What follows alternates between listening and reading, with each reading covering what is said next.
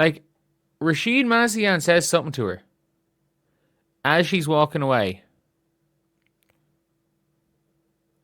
and she shushes the damn coach. She shushes the coach. And then for extra measure, has to do it again. As the coach is complaining to the referees. And they obviously, they go and tee up Caitlin. And again, as the coach is complaining, continuously, she shushes the coach again.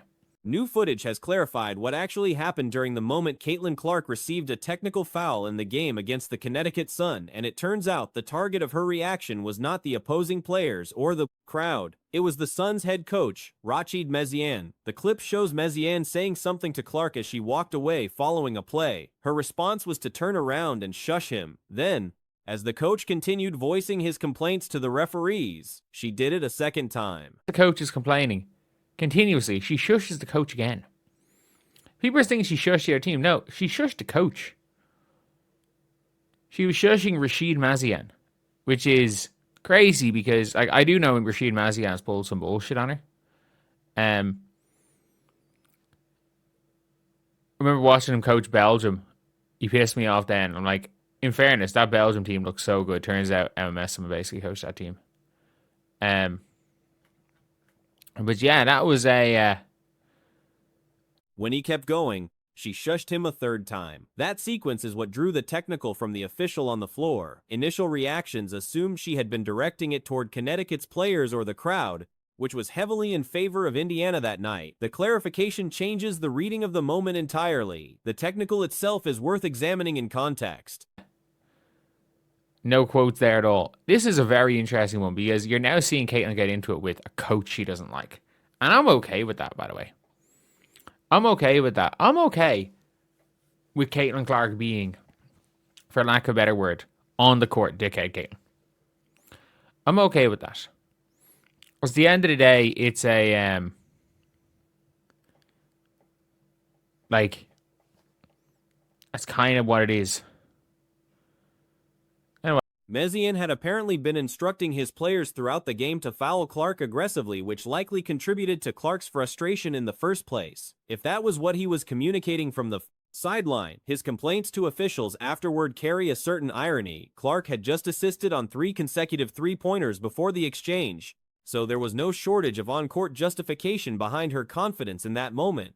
What the footage reveals is a version of Clark that tends to show up when she is being challenged or antagonized. Several observers have noted that she operates at a higher level when there is friction involved, when someone is testing her or giving her something to push back against. And what it is, here's how Caitlin got the tech in the original one. Wonder what he said to make her shush, but it was horrible. He was telling his players to hack her all game. Like, he probably was. Which is the maddest part about it, is he probably was telling them to hack her. He's such a sore loser. Also, by the way, Caitlin must have done more. If you know Caitlin Clark, she doesn't retaliate unless provoked. The edge that comes out in those situations is the same quality that has defined some of her best performances. Players who thrive with that kind of psychological fuel tend to use it constructively, and Clark appears to fall into that category. When she is comfortable and things are running smoothly, the sharpness can actually dull slightly. When she has something to prove or someone to answer, the output tends to spike. The technical was the consequence of shushing a coach, which is not something officials typically let go regardless of what provoked it. If you know Caitlin Clark, she doesn't retaliate unless provoked. Love this side of her. I really wonder, is there anyone here who said what happened? First lady ref, that's where she teased her up, I guess, for taunting the opposing coach. Yeah. Absolutely. Which is a kind of crazy one because, look, I'm sorry. If a coach is shit talking a player and a player shit talks back, I'm like, look, I'm not going to pretend that's a... But the nature of the exchange, a player responding directly to a coach who had been targeting her, adds layers to what could have been read as simple misconduct. Clark's history with certain opposing figures in the player league is no secret. Meziane is now in that conversation. His approach to coaching against her, specifically instructing defenders to foul her at a high rate, fits a pattern of opponents trying to disrupt her rhythm through physical contact rather than conventional defense. Look, I'm not going to pretend that's a like that is something that is the biggest deal in the world. But obviously, look, maybe they don't want shit talking to really be a thing, I guess.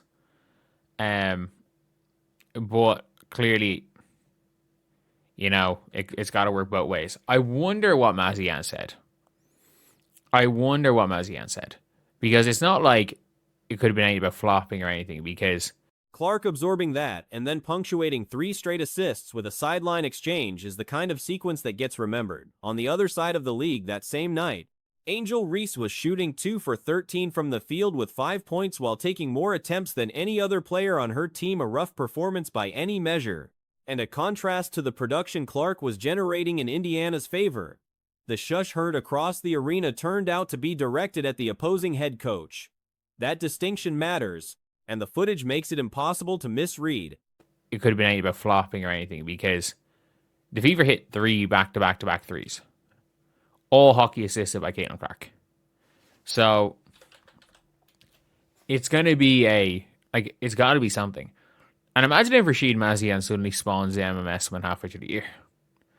I wonder if she's going to go play.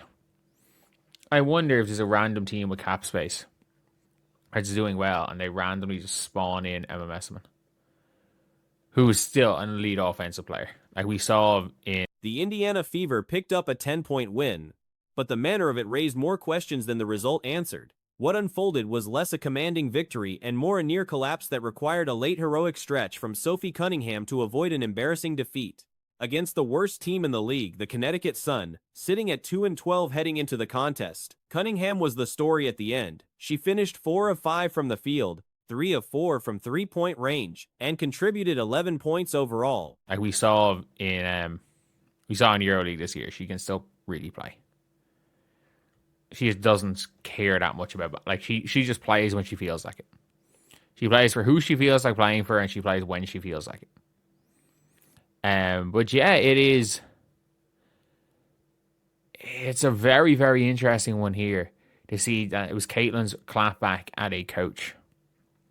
Like it wasn't a clapback at a player. It was. She also showed a turnaround fadeaway post move that has appeared multiple times this season, a genuinely difficult shot she has been converting with consistency. At halftime, she had 12 points, 4 assists, 2 rebounds, and was a plus 12 with the Fever leading by 9. The second half is where things unraveled structurally. Kelsey Mitchell chipped in 19 points but needed 15 shots to get there. Now 2-13, worst team in the league. I went and checked the standings. Worst team in the league. Connecticut Sun. No superstars and a washed-up former Russian convict in Bob Greiner. There. I said it out loud. Shout out to everybody that'll say it in the comments section. Yeah, here we go.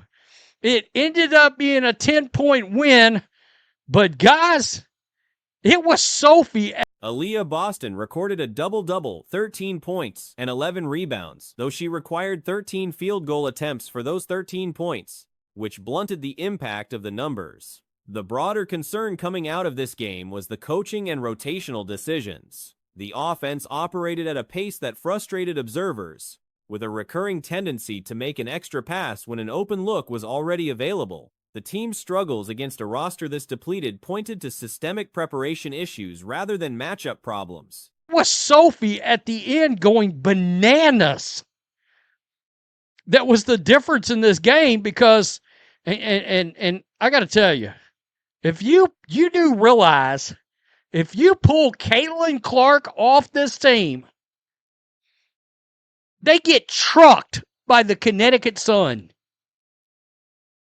With 2 supposed superstars in Aaliyah Boston, Kelsey Mitchell, and in crunch time, it still took. Connecticut's roster has no genuine star power, and their front court has been significantly diminished by injury and age. A team with legitimate playoff aspirations should not need a buzzer-beating closing run to get past that group. One specific critique that surfaced was around play design. Early in the game, there was a high pick-and-roll action featuring Clark and Boston, a combination the head coach had publicly referenced during her introductory press conference, invoking the Stockton-Malone partnership as a point of comparison. Took Sophie Cunningham showing up to win the game. Let's start with Soph. 4 of 5, 3 of 4 from three-point range, 11 points. I hope she does the three-point contest this year.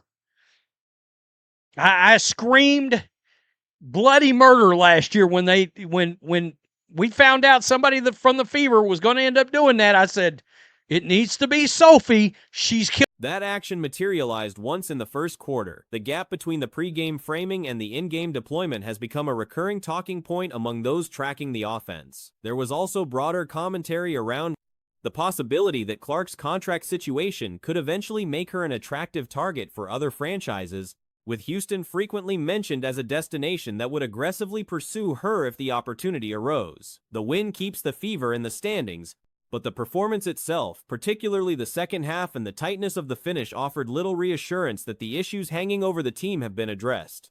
She's killing three-pointers. This is about the time Sophie started warming up last year. And she became a wrecking ball for like 6 weeks straight. Caitlin Clark was awesome tonight. 25 points, 10 of 17, 5 of 10 from three-point range. She has found the three-pointer, folks. She hit one, I swear to God, it was from 40 foot out. It was a long-ass way out. It was a beautiful shot. Kelsey Mitchell, 19 points, but 6 of 15. Yikes. And Aaliyah Boston, the quietest double-double I've ever heard in my life. I mean, seriously, she put up a Angel Reese double-double tonight. 13 points, 5 of 13 double-double tonight.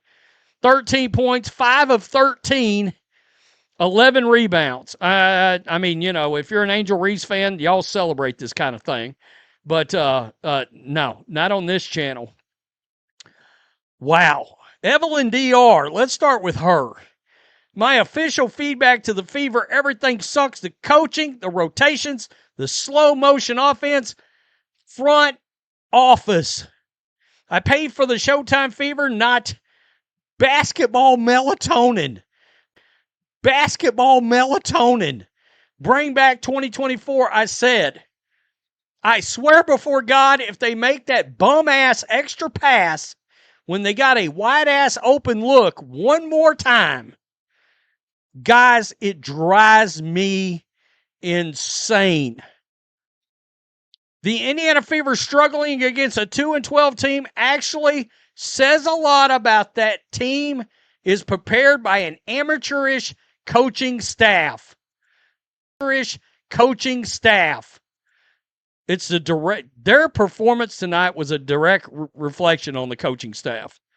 I don't want to hear, somebody asked me during this game, if they lose this game to this sorry team, would Stephanie White finally get fired? And I said, with this front office? No. The agenda is too big, and they would be like, oh, we've got parity in this league.